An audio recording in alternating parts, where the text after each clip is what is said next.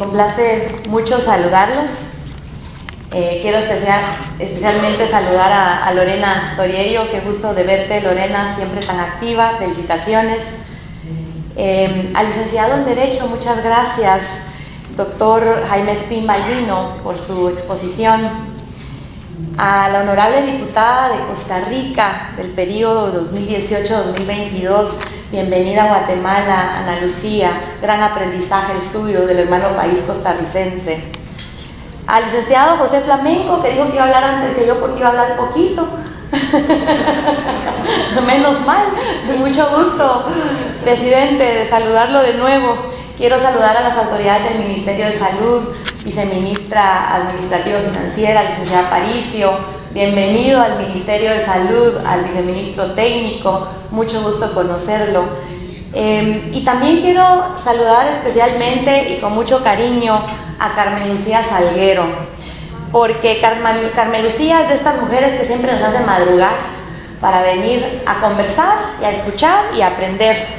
Es una mujer de firmes convicciones que no ha cesado en su empeño para que nuestro sistema público de salud tenga profundas transformaciones en Guatemala, y creo que has logrado mucho, Carmen Lucía. Muchas gracias por tenerme aquí en este espacio tuyo y en esta casa tuya que es Fundesa.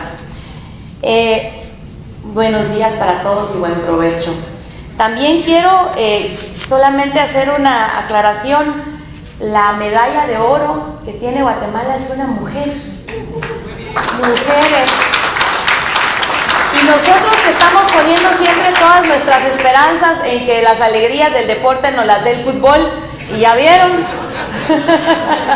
No digo que no me gusta el fútbol, pero todavía nos cuesta un poquito más ver esos triunfos a nivel internacional de nuestra selección nacional de fútbol, y tenemos una mujer hoy trayendo por primera vez en nuestra historia una medalla de oro de París 2024. Así que yo también agradezco el esfuerzo que tienen nuestros deportistas, que también se han formado muchos años. Estas federaciones deportivas, aquí Lorena, que ha sido una gran deportista, sabe los sacrificios que hay que hacer en términos individuales para poder llegar a estos niveles y a poder colgarse una medalla y traer estos triunfos, que después se hacen celebraciones colectivas, pero estos sacrificios son muy personales y con muy poco apoyo del Estado. Yo ahí estoy luchando un poquito por apoyar a la Federación de Tenis y a sus federados. Pero ahora me enfoco en lo que nos trae acá en este foro sobre mecanismos innovadores de la compra y la sostenibilidad financiera del sistema de salud. Es una feliz coincidencia ilustrarnos con la valiosa información y experiencias internacionales para mejorar y acelerar la adquisición de medicamentos y terapias innovadoras en la atención de salud. He tomado nota con vasto interés, y es decir, que con mucha envidia, de los aportes compartidos por los ponentes. Y de nuevo, bienvenidos a Guatemala. Espero que se sientan muy bien tratados, aunque su avión salga a las 5 de la tarde. Antes de entrar en materia, me gustaría hablarles unos minutos del contexto de salud que vivimos en Guatemala y que he ido encontrando a mi paso en cada una de mis fiscalizaciones, en cada visita a los distintos hospitales, a los puestos y centros de salud a nivel nacional. Para todos aquí es de amplio conocimiento que vamos acercándonos a los 20 millones de habitantes y que aproximadamente 11 millones dependen del acceso y la gratuidad de los servicios públicos de salud. También sabemos que somos un país de jóvenes. Bueno, yo ya no tanto, pero la mayoría son jóvenes en Guatemala, y desafortunadamente no todos gozan de buena salud, sobre todo en nuestra infancia. Han aparecido nuevas enfermedades como las catastróficas, y su tratamiento conlleva costos muy altos para nuestro presupuesto, la mayoría impagable para los pacientes y sus familias. En cada visita que hago a los hospitales públicos me encuentro con un cuadro de tragedia. Estas enfermedades catastróficas incluyen distintos tipos de cáncer, como ya hemos escuchado, enfermedades renales crónicas, cardíacas, diabetes, neurológicas degenerativas, y últimamente en mi reciente visita al Hospital Roosevelt me compartía en el director, que han aparecido muchos más casos en el hospital de pacientes de cáncer gástrico. Y esto es nuevo y nos impulsa a seguir trabajando desde la Comisión de Salud en el Congreso de la República para poder impulsar estrategias y políticas públicas que nos permitan atender a estos pacientes con cáncer y que puedan tener acceso a tratamientos, medicamentos y todo lo que conlleva. Guatemala es quizá el país con el gasto de bolsillo más alto destinado a la salud de América Latina y el Caribe. Según los datos de Fundesa misma, en 2020 ya habíamos alcanzado el 64% de gasto de bolsillo. Esto quiere decir que todos los guatemaltecos y guatemaltecas tenemos que gastar ese 64% adicional para cubrir los gastos en salud, aparte de lo que el sistema público de salud gasta. A esto sumémosle, y esa es mi lucha y mi pelea en cada fiscalización, la mala calidad del gasto que ha habido y que continúa habiendo en las 89 unidades ejecutoras del sistema público de salud. Mala calidad del gasto que puede ser sinónimo de corrupción. Lo que se traduce además en una nula inversión en infraestructura. Tenemos una infraestructura totalmente colapsada y deprimente. Cuando uno entra a un hospital, termina totalmente devastado al ver las condiciones en las que los hospitales siguen operando. Y esta nula inversión en infraestructura también se revela, se refleja en una nula inversión en el ser humano. No hay médicos suficientes, hay un personal médico salubrista, totalmente cansado, agotado, mal pagado, frustrado en muchos casos. Tenemos muchísimas deficiencias administrativas porque hay unidades ejecutoras que tienen dinero, no se puede decir que no, pero lo gastan en remozamientos sobrevalorados, en áreas donde ni siquiera se necesita, cuando vemos la pared de al lado cayéndose, y en arrendamientos también sobrevalorados de equipo que yo incluso dudo si ese equipo es nuevo. En adquisiciones de material de osteosíntesis, por ejemplo, el caso que me encontré recientemente en el Hospital Pedro de Betancur, en donde el material, al momento de utilizarlo, el personal médico está oxidado, kits incompletos, o incluso con sangre. Y esto lo están vendiendo algunas empresas a nuestro sistema público de salud. Y toda esta lucha y esta exposición que yo hago y que ha sacado en muchos momentos de la zona de confort a quienes administran estas unidades, estas 89 unidades ejecutoras, pues ha causado mucho enojo, incomodidad.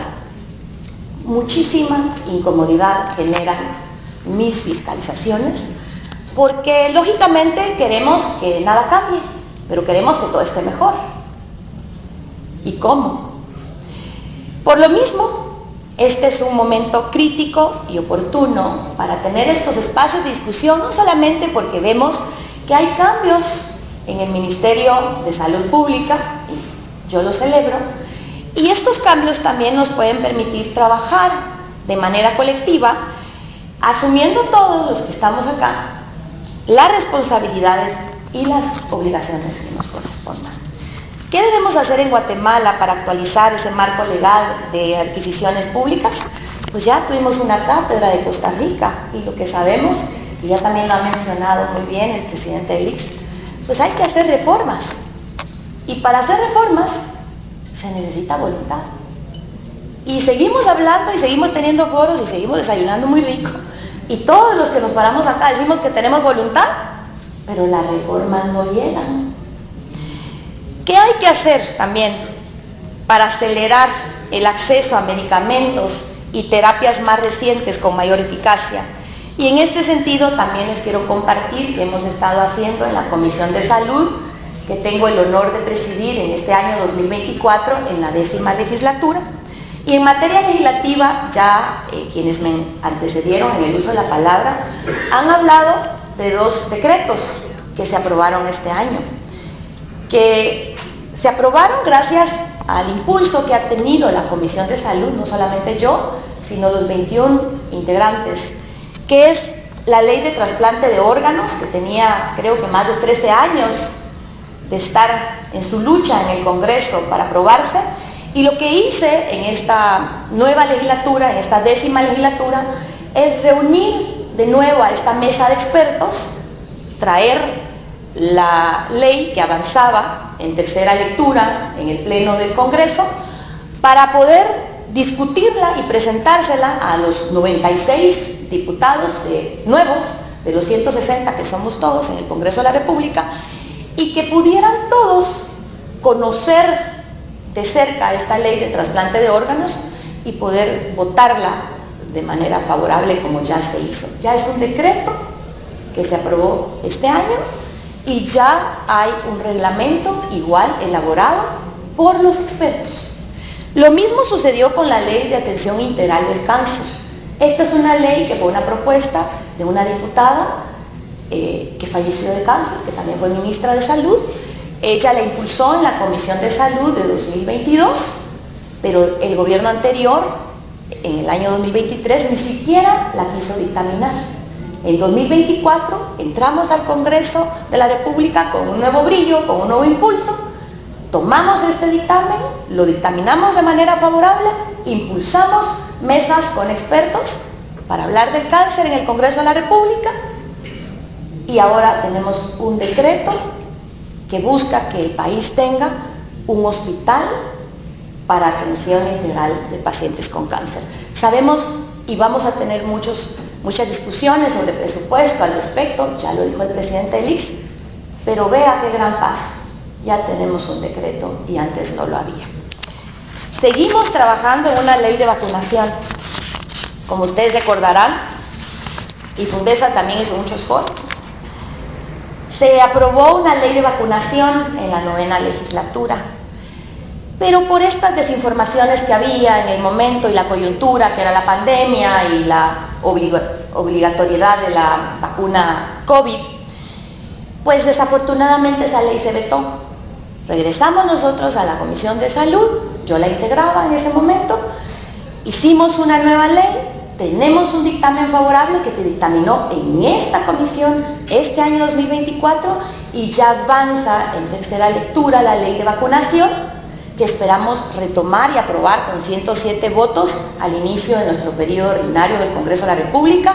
Como ustedes saben, mañana se termina el periodo extraordinario y ojalá que con mis colegas podamos aprobar muy pronto una ley de vacunación. Estamos también impulsando una ley para eliminar toda la chatarra, todos los bienes inservibles acumulados por décadas en las instalaciones de todos los niveles de salud y en todas las instituciones públicas. Y pareciera inocuo mencionarlo, pero se gastan millones de quetzales para contratar bodegas para guardar chatarra. Le pedí un informe a la Contraloría General de Cuentas, un informe que no es completo, lógicamente, porque se lo pedí muy pronto, y hace como 2 meses, que fue cuando estaba impulsando esta ley, se gastaba a nivel institucional más de 200 millones de quetzales en la renta de bodegas para guardar basura. Queremos empezar con nuestro sistema público de salud para sacar estos focos de contaminación de todos los 3 niveles de atención del Ministerio de Salud. Pero también queremos avanzar para impulsar una ley que nos permita sacar esta chatarra de todas las instituciones públicas, de todos los organismos del Estado, de entidades autónomas y semiautónomas también. Es decir, seguimos trabajando en el Congreso de la República, también no solamente en fiscalización, sino en legislación.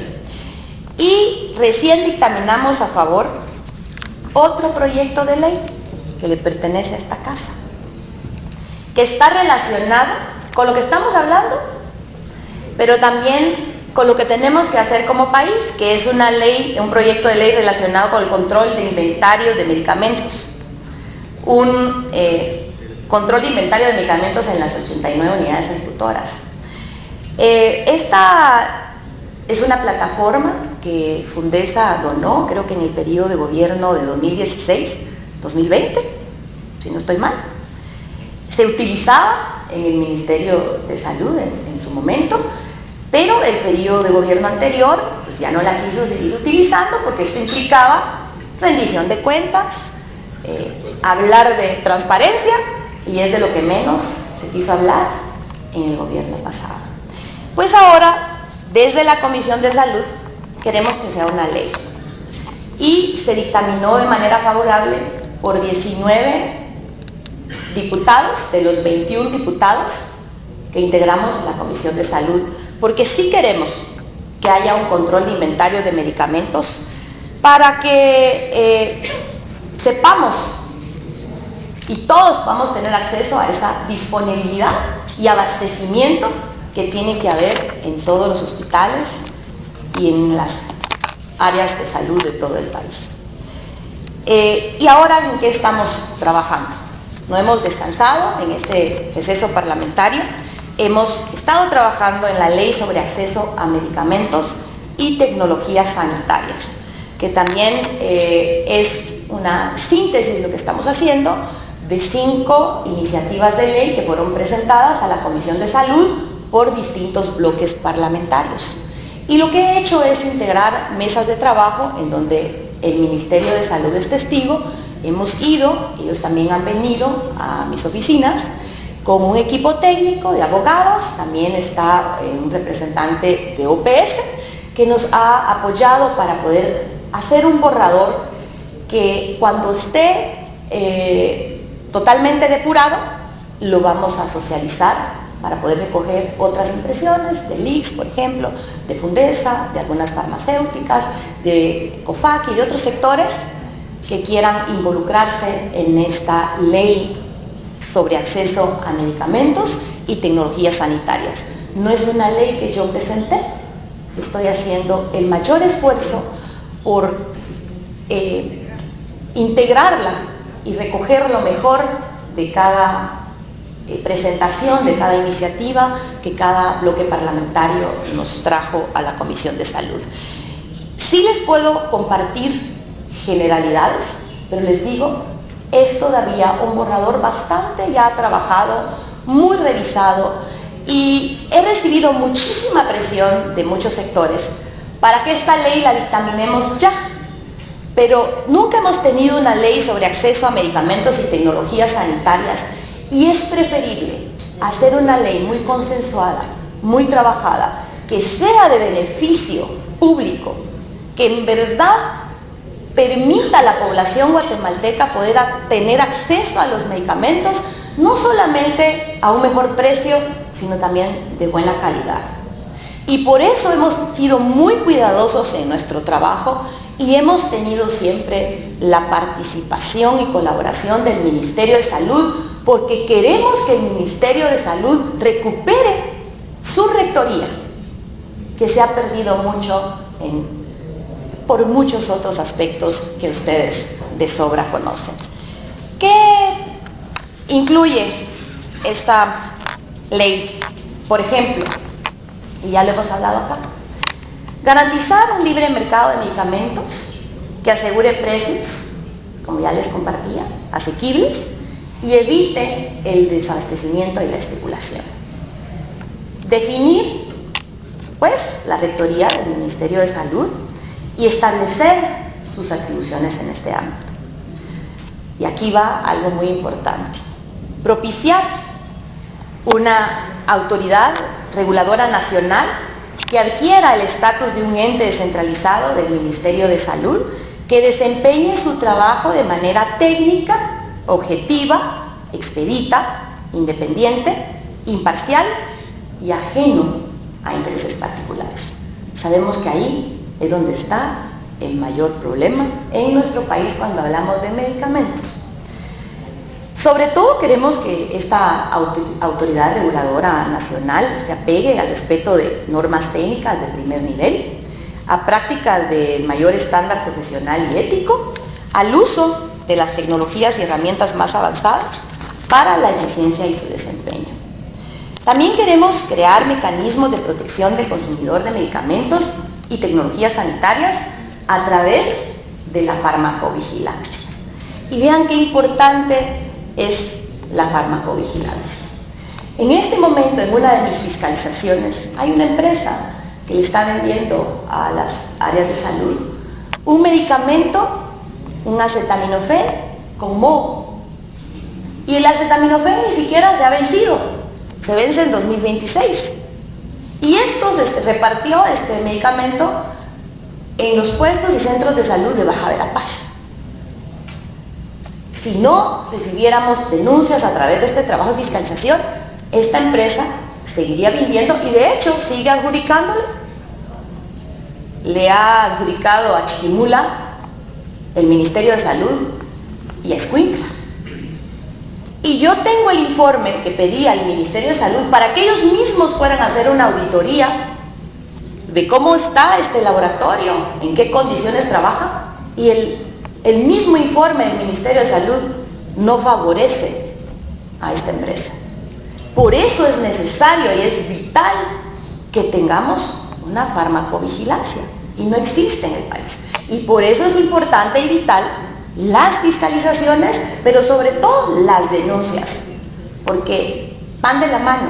Si la gente no se atreve a denunciar, tampoco nos vamos a enterar de lo que están haciendo y cómo están manejando los recursos y cómo están adjudicando la compra de medicamentos en estas unidades ejecutoras. Esto es lo que busca nuestra ley. Crear un programa de protección social progresivo para asegurar a la población más vulnerable su derecho constitucional a medicamentos y a la salud. Y les pongo otro ejemplo, que probablemente no está en este programa de protección social progresivo, porque incluye otros factores, pero cuando yo voy a las emergencias de los hospitales, y les puedo poner el ejemplo del Hospital del Progreso, uno entra al hospital y va a la emergencia, y en la emergencia, lógicamente, no le dan medicina a la gente, le suministran medicamentos a los pacientes pues, que ingresan, pero las familias se van a su casa con la enfermedad y con una receta en la mano. Y alrededor de los hospitales pues hay muchos laboratorios y hay muchas farmacias. Y lo que yo sí quiero, y esto es algo ya personal, por esta tristeza que me da de ver a la gente en su impotencia, enseñándome las recetas en sus manos y con sus hijos enfermos en las emergencias de los hospitales, que en esta ley de medicamentos incluyamos, y lo platicábamos ayer con el viceministro técnico, esa posibilidad de que las emergencias tengan medicina también para atender a los pacientes que llegan con esa preocupación, angustia y desesperanza. ¿Y qué ha pasado? Y les ponía el ejemplo del Hospital del Progreso, porque ahí a la par hay un centro de salud, y el centro de salud sí tiene el listado básico de medicamentos, pero si le dan la receta a la mamá para que le dé el acetaminofén al hijo y que vaya al centro de salud, resulta que para que se lo den en el centro de salud que está a la par del hospital, tiene que haber un médico, y el médico le tiene que de nuevo hacer un diagnóstico al niño y darle una nueva receta, porque no le acepta la receta que trae del hospital. ¿Y qué pasa si no hay médicos? Porque sabemos que falta recurso humano. Hay que hacer una inversión enorme en recurso humano, y sabemos también que hay pocos médicos y hay pocos especialistas para toda la necesidad que tiene el país completo. Entonces necesitamos que en esa ley de medicamentos haya un listado básico que ya considerará en el reglamento el Ministerio de Salud de medicamentos para atender las emergencias. Dentro de este proyecto también se contempla la elaboración y actualización periódica de la lista nacional de medicamentos y tecnologías sanitarias de forma anual. Ya nos contaba el presidente del ICS. No se ha hecho esa actualización. Y por eso es que queremos evitar que los pacientes tengan que acudir a un juez para superar la lentitud con que los servicios públicos de salud actualizan y codifican el catálogo de productos para la atención de sus necesidades. Esto es, entre otros aspectos muy fundamentales, cómo vamos trabajando este proyecto de ley, y esperamos que este documento pueda en su momento y el momento más pronto posible recibir los aportes de verdaderos expertos para que finalmente podamos tener un dictamen favorable y tener estas luchas políticas que tenemos que hacer en el Congreso de la República para poder aprobar una ley de medicamentos en el país. Desde la Comisión de Salud, que yo presido, tengan la certeza que estamos trabajando, no para la complacencia ni el beneficio individual, sino para satisfacer una necesidad colectiva, la de una población en su mayoría pobre, que sigue a la espera de una respuesta contundente de sus autoridades y de sus representantes en la atención de su salud. Muchas gracias de nuevo por permitirme estar aquí, compartir con ustedes este trabajo de fiscalización y legislación, y me sumo a la preocupación de Fundesa para transitar hacia un sistema público de salud robusto y fortalecido.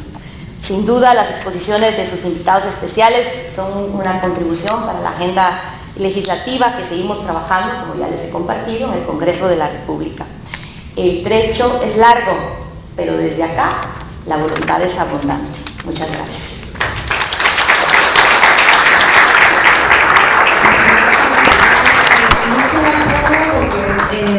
En la agenda tenemos al ministro de Salud invitado para dar las palabras de cierre, pero en aras del tiempo sabemos que estamos en otro compromiso.